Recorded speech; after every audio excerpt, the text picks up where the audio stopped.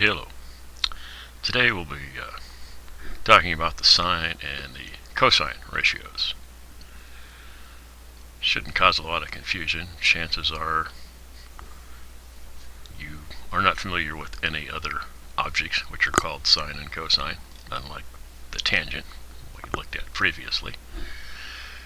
These are probably brand new words to you, or maybe you've heard the words and weren't quite sure what the heck they meant. Well, now you know. Well, you will know in just a second. It's pretty simple, really.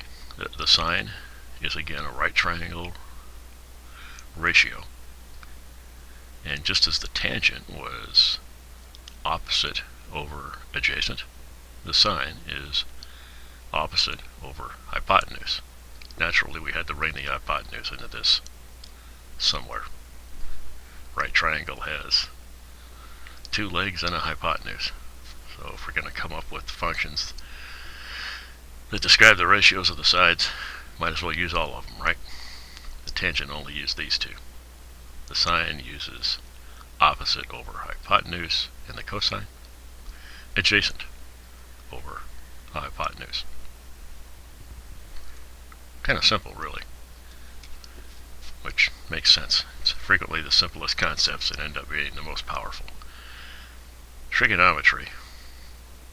In this class, we're just spending a chapter looking over some of the high points of trigonometry. Really, you can spend 3 to 4.5 months on a class just on trigonometry. There is a lot to it, which explains why it's so useful. I think I've pointed out before that it's hard to find a modern discipline that doesn't use trigonometry at some point. I mean, an analytic discipline, I suppose you could find. Psychologists maybe don't use it much. Anyway, let's take a look at one more thing here, and that is the ratio of the sine to the cosine. What happens if you divide the cosine by the sine? Well, for starters, it should look like this, right? Y over h over x over h. Remember, you invert and multiply when you get a fraction on the bottom, so two h's cancel. Oops, pardon me. As we multiply, the two h's cancel. And we get that whole thing is just y over x. Well, wait a minute. We already know what y over x is, don't we? Yeah. It's the tangent of alpha. It's the opposite over adjacent. So opposite over hypotenuse divided by adjacent over hypotenuse leaves us with opposite over adjacent. Kind of makes sense. So sine over cosine will also give you the tangent. And of course you can play around with these. You get sine over cosine equals tangent. There really should be, this is a bad habit I have when I'm working with trig functions, to just refer to the function by itself without anything in front of it. I mean, obviously, you can't evaluate a function without something inside of it. It's the sine of alpha, or we could have written, if this was, anyway, let's just stick with alpha for now. You shouldn't go around writing just plain sine with nothing in front of it, nothing inside. It's bad form. Funny thing is, as simple as they are, like I said, they're very powerful, but there isn't really too much more to say about these. There's a couple of things that you might notice, or maybe if I lay it out, it'll become obvious to you. What happens if I take the sine squared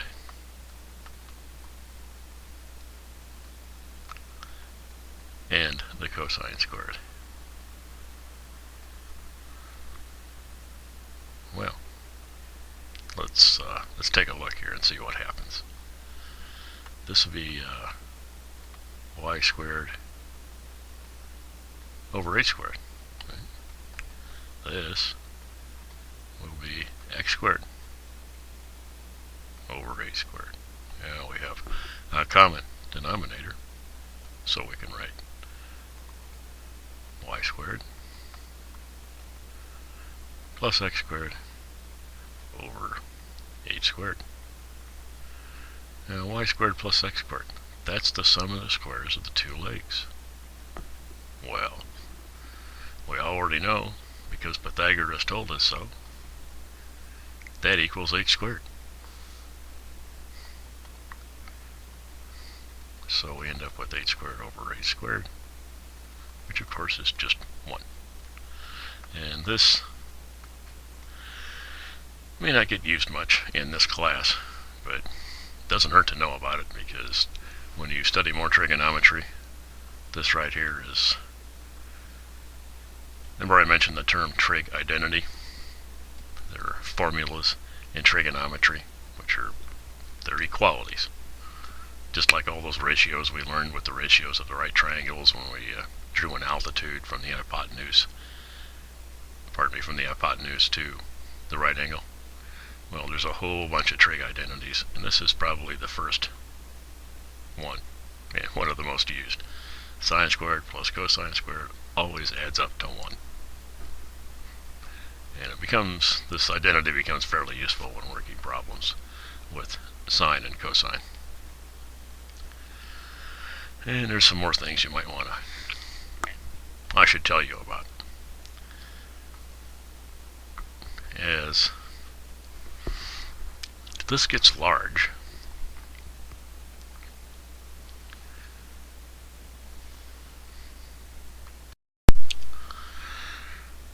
these functions, ratios, apply to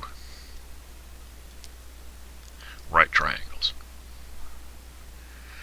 Well, what's to stop us from putting a right triangle in one section of a circle, just like this, where the hypotenuse here for this right triangle is the radius. This right here,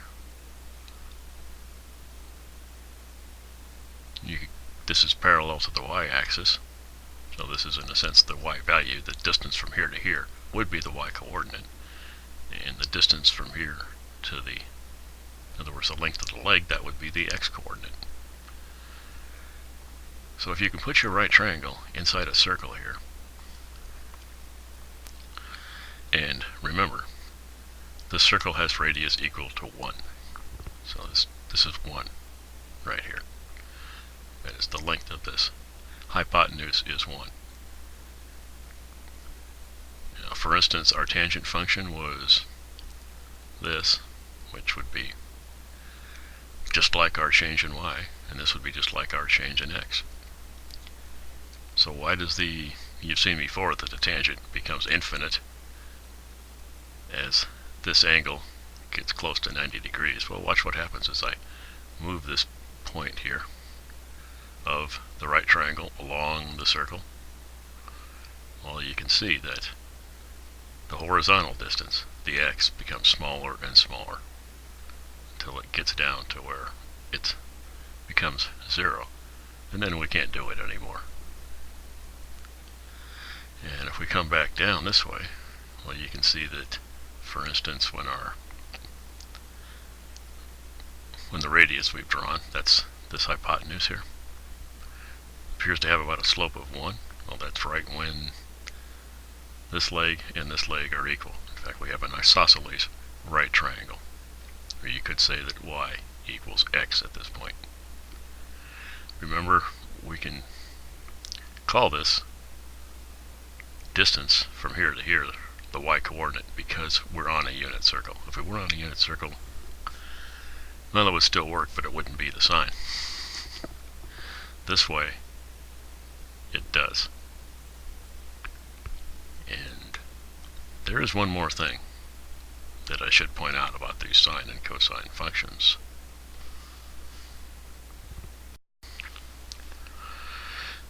If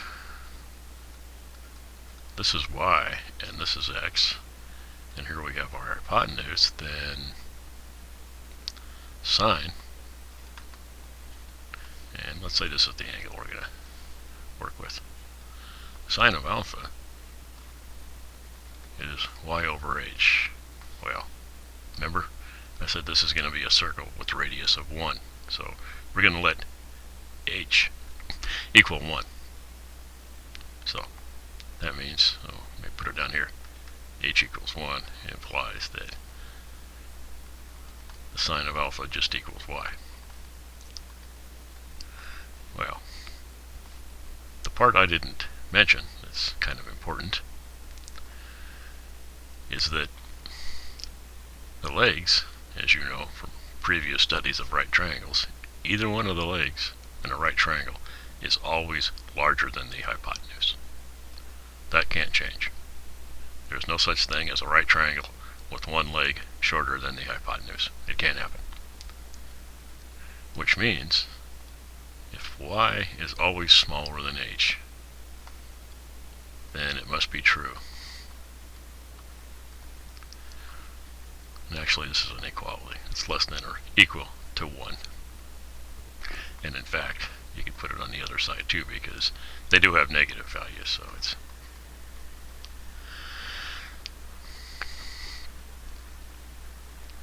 the sine is always between 1 and minus 1, and it could be equal to 1. Although that's at a really odd point where it approaches 1 but doesn't quite get there. Or does it? Yeah, actually it does get there, pardon me. Because if you're up here, in theory, this vertical line from here to here would be both the hypotenuse and the opposite side. They'd be smashed up together. You wouldn't really have a right triangle, but for the sake of continuity, we call this point right here, we still define the sine, even though it's a little bit weird if you think of it in terms of a right triangle. If you were to think of it in terms of x and y, it's not weird at all, because forget about h, since we're on a unit circle. As this moves over this point right here, as we move along the circle, just think of sine and cosine, or pardon me, if I put it in order, cosine and sine would be just like the xy coordinates. So that, for instance, over here, this point right here, the sine at this point, if we were to make this, remember we draw our hypotenuse from here to here, wow, and then there's a leg, and then the other leg is along the x-axis. If we call this alpha, or maybe I'd use a different name here, let's say beta. Well then,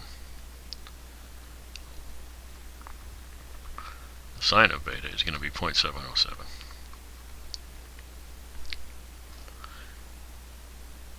The cosine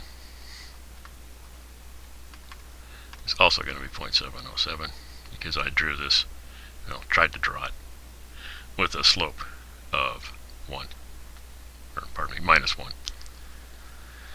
And this is minus 0.707 for the cosine. What would the x and y coordinates be? Exactly the same thing.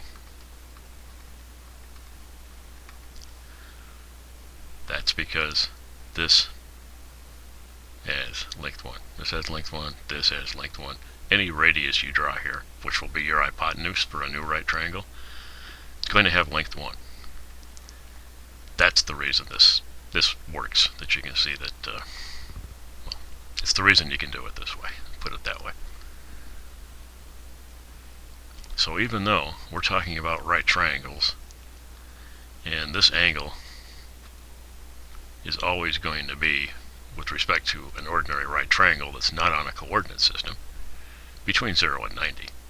But if you look at it this way, and think of the sine and the cosine as our y and x coordinates, and just move this point around the circle, now you can see how we have a way of defining sine and cosine for all 360 degrees, and not just 0 to 90, for instance over here. Beta, and in fact, I really shouldn't have written it this way. This is kind of, well, it is a mistake. It's dumb. Positive is this way, so I should have gone like that. And this would be, this is 180 here, right? So this is 180 minus 45, 135. So it sounds weird that you can have a sine of 135 because that doesn't make any sense. How could this angle be 135 degrees? Well, what we're doing is just moving this line here, rotating it to 135 degrees, and then taking the xy coordinates over here, as if we had flipped this right triangle over, and we're now taking the sine and cosine of this one. That's why you can talk about a sine or a cosine from 0 to infinity, because it just repeats. After all, as we go all the way around, that's 360, right? If you're into skateboarding, you know that if you go around twice, that's 720. It's called a 720 or something like that, I forget. Well, we can define the sine and the cosine for every angle from 0 to infinity or 0 to minus infinity. But it cycles. So we get around, for instance, the cosine right here would be 0. We go around 360 degrees, we're back to, pardon me, doggone it. The cosine here is 1. The sine is 0. If we go around 360 degrees, we come right back to 0, 1 and start all over again. What does that mean? Well, let me show you a graph of what these things look like, and it might be more obvious to you what we're talking about.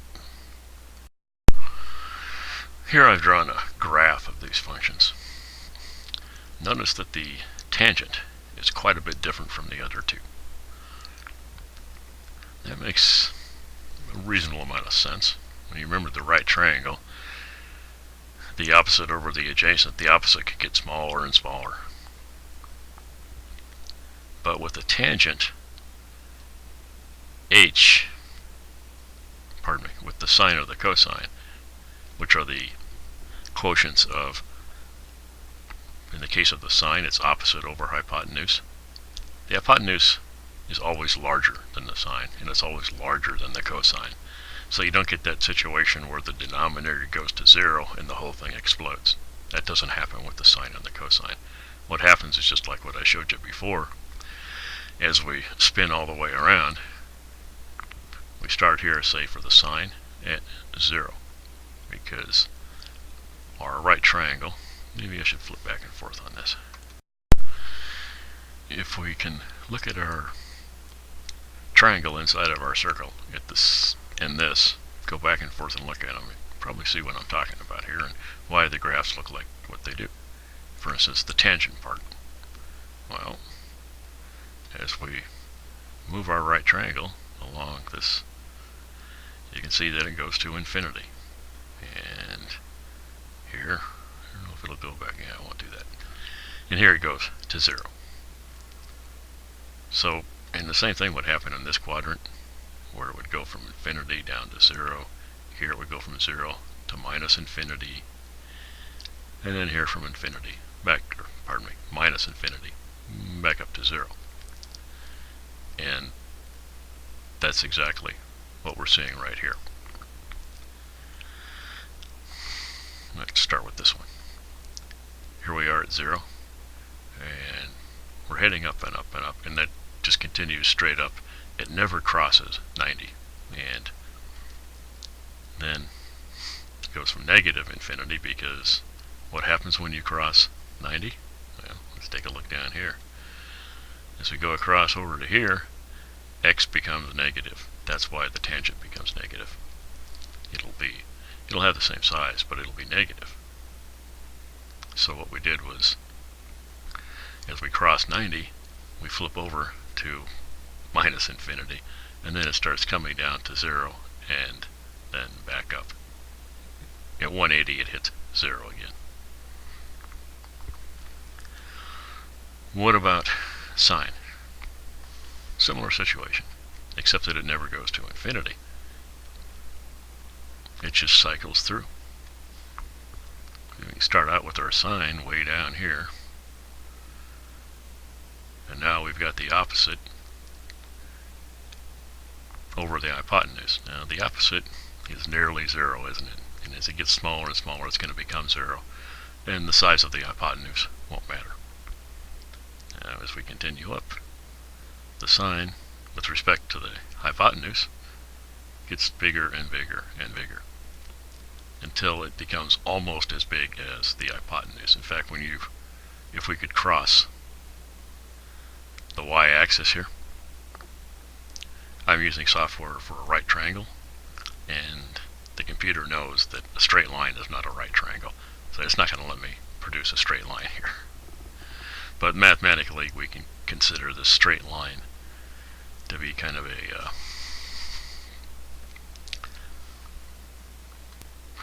maybe you call it a pathologic example of a right triangle. But as you come back over, I wonder if I can do that. As the right triangle, if we move the hypotenuse along this line, or pardon me, along the circumference of the circle, then it flips over. And we would end up with this right triangle, and it just expands. It gets bigger and bigger this way. So you can see where either way, whichever side of the y-axis you're on, you can see where you'd approach infinity or negative infinity, because here x is negative and here it's positive. And then as you come back down, notice that this section right here, and the length of this is the same as the sine. It is the sine, because we're using a unit circle. We're going to pretend the hypotenuse equals 1. Just makes life simple that way. And we come back down. Now, this whole thing right here is about 180 degrees.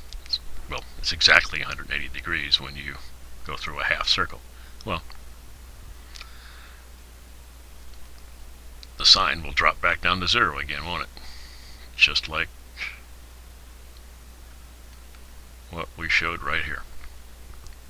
And that's why these things are crossing the x-axis many times. In fact, they cross the x-axis an infinite number of times because they just keep cycling. They're positive from 0 to 180. I'm talking about the sine now. So is it positive from 0 to 180? It's 0 at 0 and 0 at 180, and then it becomes negative. And if you could see 360, here's about 270 right here. And if you get out to 360, you would see that this is back up at 0, just like it is here. In fact, from 180 to 360 looks exactly like this half of the graph here, this part of the graph here. Now we can look at the same thing from the cosine point of view. Where the cosine is just the distance along the x-axis over the hypotenuse, or the adjacent over the hypotenuse, if you think just in terms of a right triangle with no coordinate system overlaid. Adjacent over hypotenuse, and it moves around. And when the same thing happens, except that there we go. You can see that the cosine, as we get closer and closer to 90 degrees, becomes 0. The fact that the hypotenuse, the value of the hypotenuse isn't very important because it's in the denominator and it doesn't change. The adjacent side, it changes. So as it goes to 0, the hypotenuse doesn't change. And what do we have? We have a cosine being equal to 0 at that point. Do we have that? Yeah, there we go. So that's why it crosses the x-axis right here at minus 90 degrees and over here at 90 degrees. Remember, probably won't let me do it, but minus 90 would be down here. So we'd have to drop all the way down, and then I wonder if I can do that. If we had a right triangle pointed this way, we can move it and see that the cosine, as it comes from the negative direction, is still going to be 0. But these are all negative angles. That's how you compute. Well,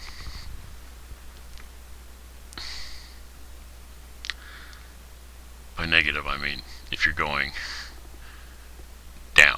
you come all the way around this way, it's positive. If this were, say, 45, negative 45, that would be 270 in the positive direction, or 45.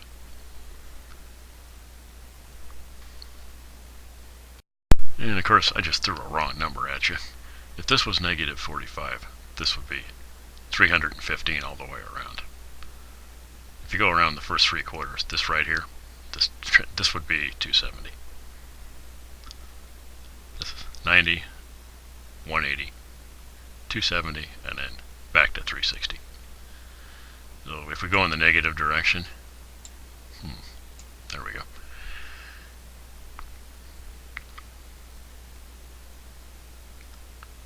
Our cosine, which is this side over the hypotenuse, that doesn't change. But the sine does become negative down here, because it's the same as the y-coordinate, which is negative. Now the cosine becomes negative after 90 degrees. So here we have the cosine. We're at plus 90, and from 0 to minus 90, it's positive. But at minus 90, that's when it starts to become negative.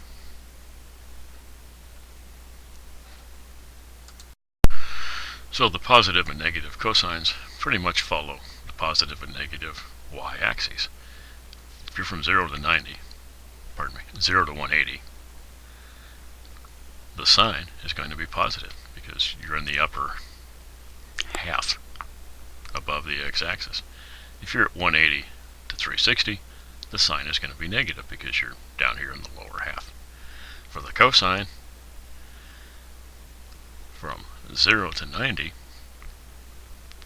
is positive, just like the x-axis would be positive.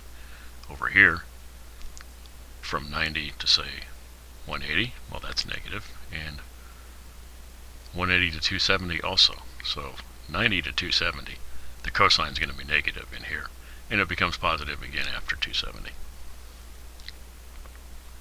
And that should be roughly what you see on the graph here, where the cosine, as you go to beyond minus 90, and remember, it just means that you drop down, so you go from here down to here. This is all positive, and then it starts becoming negative. Or if you go in this direction, in the positive direction, you hit 90, you're at 0, and then you start becoming negative for the cosine.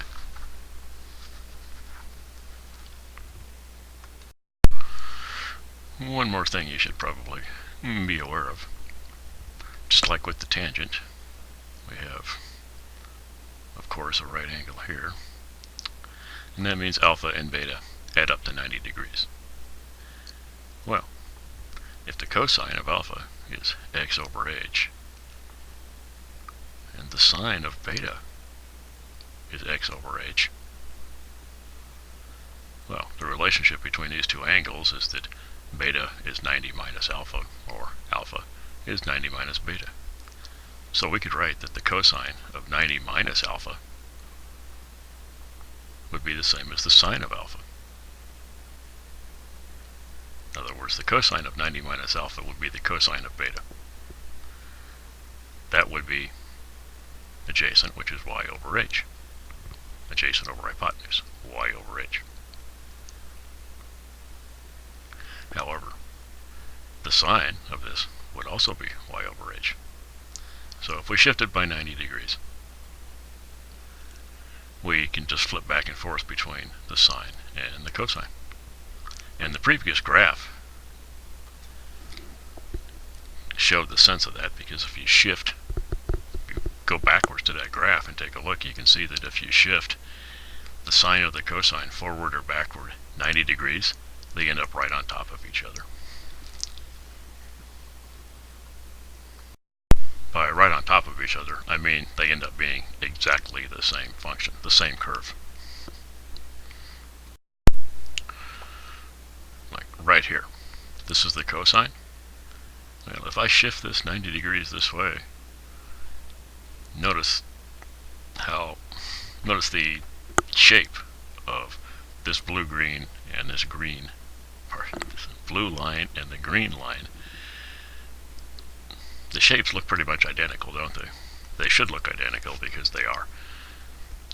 And if you could just grab this whole thing and shift it off to the right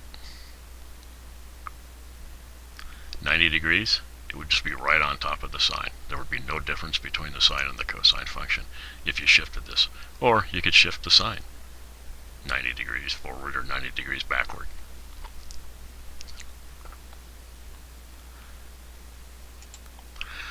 And from the graph, I think you can see that you could do the same thing with the tangent, but then it has to be 180 degrees. Notice that the tangent is 0 here at 0, and it's 0 again at 180. If you were to take this graph and just shift it 180 degrees, it would lie right on top of this one. It's a carbon copy. So there's a lot of interesting things going on with sines, cosines, and tangent functions. And in this class, we're just introducing you to what they are and how they work. You'll learn a whole bunch more about them in later classes. One more thing might be useful. We have all these trig functions now. Its sine, tangent rather, is opposite over adjacent, this one over this one. The sine, opposite over hypotenuse, and the cosine. How do you remember all this? Keep it straight. Well, there's some people remember so katoa. There's another one that was told to me by a man who teaches science and math down in New Mexico. His name is Roger Crazywolf. I think he made this up. He's a smart guy. Like I said, he does math, science. He can even teach. He's actually taught college math as well. And he came up with this. Sine over hypotenuse. Pardon me. Sine opposite over hypotenuse. Cosine adjacent over hypotenuse. Tangent opposite over adjacent. How do you remember these?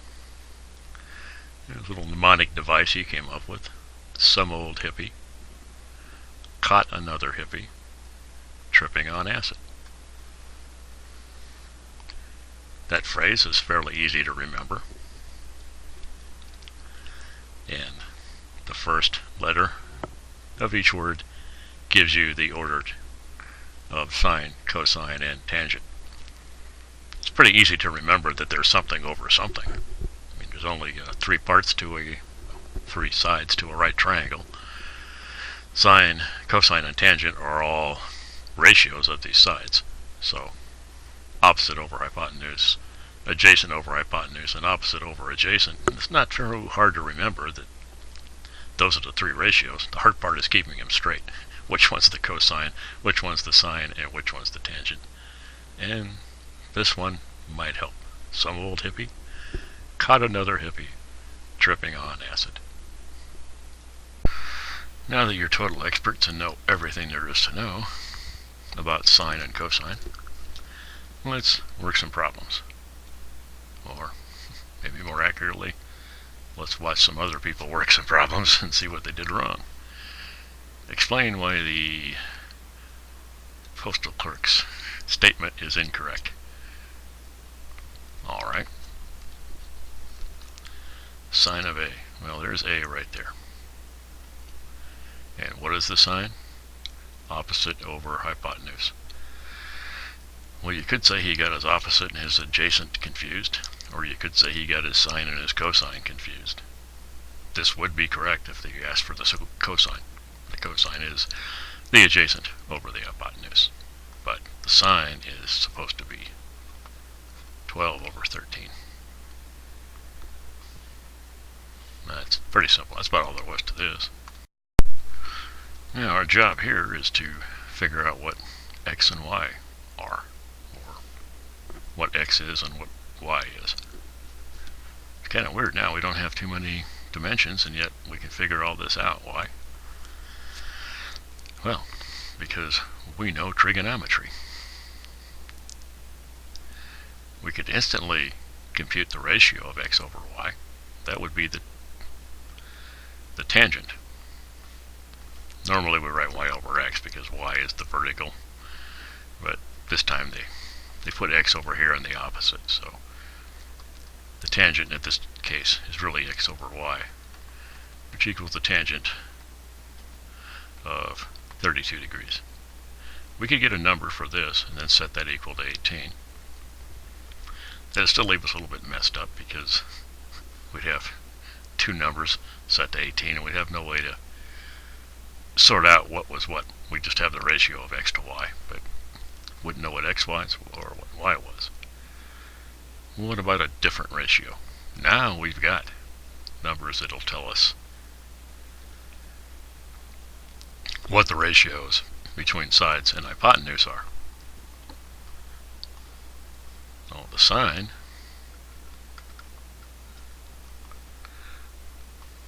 of 32 degrees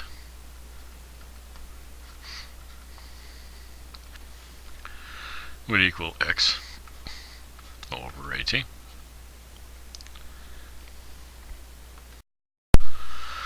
This gives us that x equals 18 times the sine of 32 degrees, which we just have to punch in now. Let's see here. We got 32, and we take the sine, okay, we multiply by 18,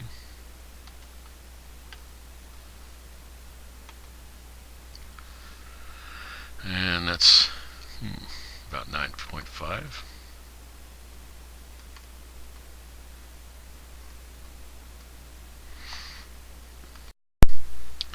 Now that we know x, we could put it right here. We could use Pythagoras' theorem and write that 18 squared minus 9.5 squared equals y squared. We could now use the tangent because we've got one of them, so we could write that 9.5 over y equals tangent of 32 degrees. We could also write that the cosine of 32 degrees equals y over 18 and compute it that way. There's all kinds of things we could do. But since we're studying sines and cosines, it would probably make more sense to write that the cosine of 32 degrees equals y over 18. And that implies that y equals 18 times the cosine of 32 degrees. Try the cosine. Okay. Multiply that by 18.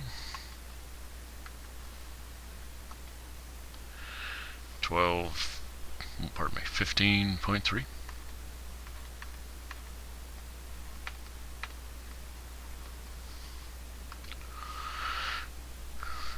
Why did I use the cosine? Well, like I said, we could have used Pythagoras' theorem.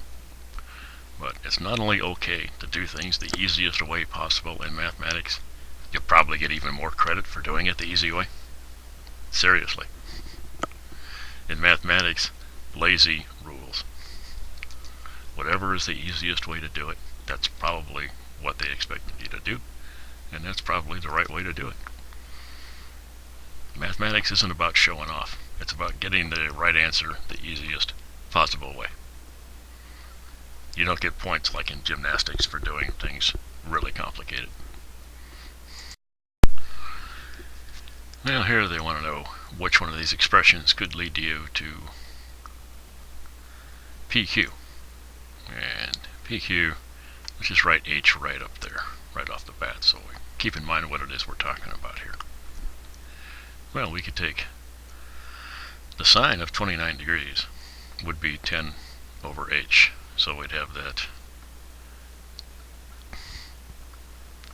10 times the sine of 29 degrees equals H.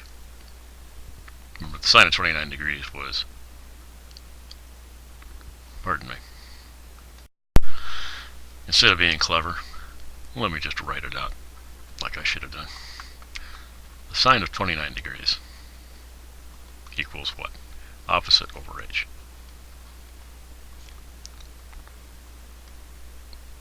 So we can find h by putting h over here and divide through by the sine of 29 degrees. And that looks like c to me. So if you don't try to get too smart and do things in your head, you probably won't have any trouble with this problem. If you're lazy like me, you might have made a false start. Now here's one that's they're telling us that we've got a triangle and the measure of angle L is 90 degrees. So I went ahead and drew that down here. In other words, we have a right triangle. That's all they're saying. And they want to know what statement about JKL can't be true. Here's J here, this angle here. Could the sine of J be 0.5? Well, they didn't give us any numbers at all. All we know right now is we have a right triangle. Is it possible for 0.5 to be the value of a sine function? Yes. Other than that, I don't see how we could say no to this. By the way, 0.5 is, I think that's the sine of 60 degrees or 30 degrees. And 866, yeah, sine of 30 degrees is 0.5. Sine of 60 degrees is 0.866. We don't know whether this is 30 or 60, so we can't throw either one of those out. Sine of this, well, that's legitimate. That's a real small angle, and there's nothing to say that this can't be a real small angle. What about this? Oh, wait a minute. 1.1? Well, remember, the sine of this angle would be LK over this side, hypotenuse. Hypotenuse is always larger than the leg, so sine and cosine are both always between -1 and 1. In fact, in this class it'll probably be between 0 and 1. I'm not sure we're going to use any negative signs, which means any sine or cosine function greater than 1 can't happen. So this would be your bogus statement. Well, in this one, we're off flying a kite. I guess they're talking about a regular kite. I don't know if you've seen those cool things that, geez, they're like, the kite itself is like 20 feet or more long. It's a huge cylinder closed at one end, made out of the same stuff you make out of garbage bags are made out of. In other words, very, very thin plastic. You have to grab the open end and run with it until it fills up with air. Then you tie it off. The sun will warm up the air, and as it expands, it will rise. So tie a string to it before that happens. So otherwise, it'll just expand, float up in the air, and blow away. But you can fly it like a kite after the air inside expands. It's kind of a cool science experiment, too, which has absolutely nothing to do with this. We're assuming this is a regular old kite sitting here at the end of a 20-foot string. And it's about as much of it. The ground is down here at 5 feet below where the spool of string is. How far off the ground is the kite? Well, it seems to me the first thing we have to figure out is the vertical distance from the spool of string to the kite. Maybe to be more accurate to say that that's the only thing we can find. In other words, there's nothing in trigonometry that's going to tell us the distance from down here to up here. We have to go from the vertex. So we have to create our little, pretend we have a right triangle, or just draw one in. Get this dimension, we'll say we'll call this x. And whatever we get for x, the actual height here, the height, will be x plus 5, because we're 5 feet off the ground here. Well, this is pretty easy. This is the opposite, right? So we have x over 20 equals the sine of 41 degrees, or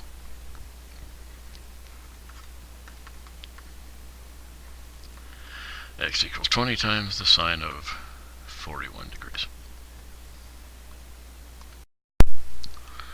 So what we should get is this, x over 20 equals sine of 41. We can rearrange that and then plug it into our calculator. We get 20 times the sine of 41, 13 point, it's about 13 feet, but that's x, so the height off the ground is actually about 18. And I rounded these to the nearest foot, obviously. To the nearest tenth is 13.1, to the nearest hundredth is 13.12. I'm not sure what they were looking for. I think 13 and 18 are probably good enough. 13 is the vertical distance from the spool to the kite. If you draw, a horizontal line from your spool of string here, straight, this is 13 feet, and then you got to add 5, so you get 18. I just rounded off the nearest foot. I'm not sure what how accurate they were looking for here. Now here's one of those reasonably practical uses of trigonometry. You might actually have to do this sometime, or something similar to it. For instance, you can use the same ideas to figure out how tall a lamppost is. If you don't want to shinny up to the top of a tall lamppost, you could use the same technique to figure out how tall it was. Why would you care? Well, if you were going to replace lampposts and want them to all be the same, and it was 25 years ago when they were put in, and you've got no records of telling you what brand they are, where they came from, or what the height is, and you want to try to match them up, you might have to take some measurements, right? Luckily, you took geometry, so you won't have any problem. Let's see here. You throw a 38-foot rope, so we're saying hopefully the rope was longer than 38 feet. Might have been hard to grab.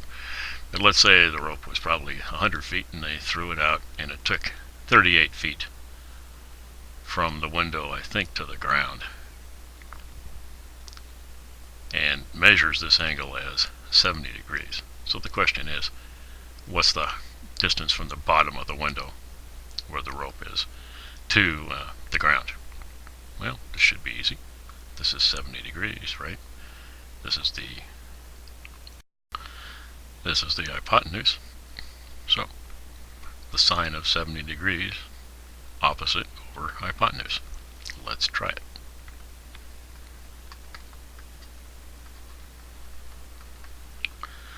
Equals opposite x over 38, or times the sine of 70 degrees. Let's see how that works out. We'll try it. Take the sine. We multiply.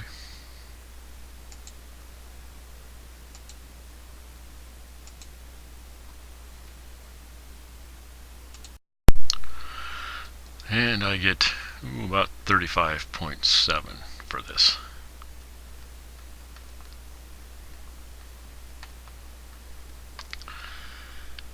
I guess we can round it off the nearest tenth. Done that in previous problems. The bush is 6 feet tall. Will your banner fit above the bush? Well, that's kind of silly. From here to here is going to have to be 29 feet.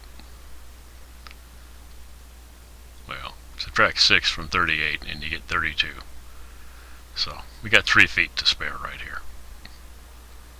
Assuming that's what they meant, and it's such a simple grade school type arithmetic problem. I'm not really sure why they asked. But yeah, it will fit.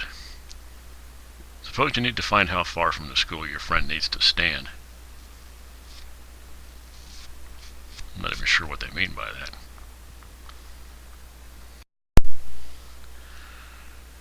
Your friend needs, I really don't understand the wording of this question, but let's say that the question they're really asking is, suppose you need to know how far your friend is standing from the wall here. In other words, you want to know this horizontal distance. I'm going to assume that that's what they're really asking. if that horizontal distance, I guess we're going to reverse things. This vertical distance is x, we'll call this y. Well, the cosine of 70 degrees is going to be y over 38. So our equation is going to look just like the other one. It's going to be 38.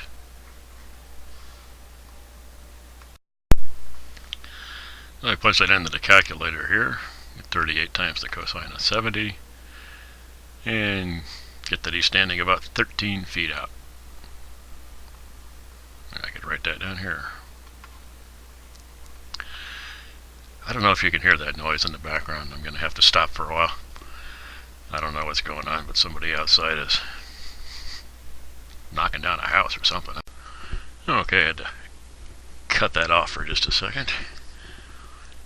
Turned out the noise was just some Texas chainsaw guy slicing up my neighbors.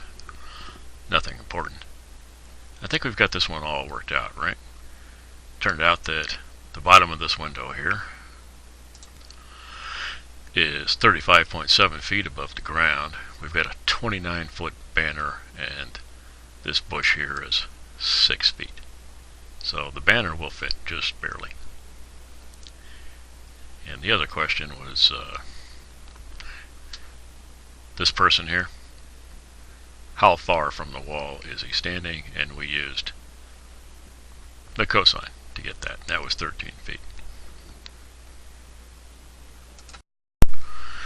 Now this one demonstrates that relationship between the sine and the cosine that I mentioned earlier. This angle is 49 degrees. That means this angle here, remember they're complementary. So we have 90 minus 49. And that would be 41, right? So this angle here is 41 degrees. And let's look at what these two guys did. Well, if we want to find x, it looks like what they're doing here.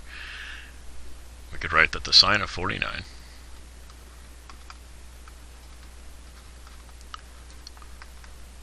equals x over 16. Well, that's what Nick did. So Nick certainly had things right. What about Tim? Well, what's the cosine? Cosine is adjacent over hypotenuse. That would be x over 16.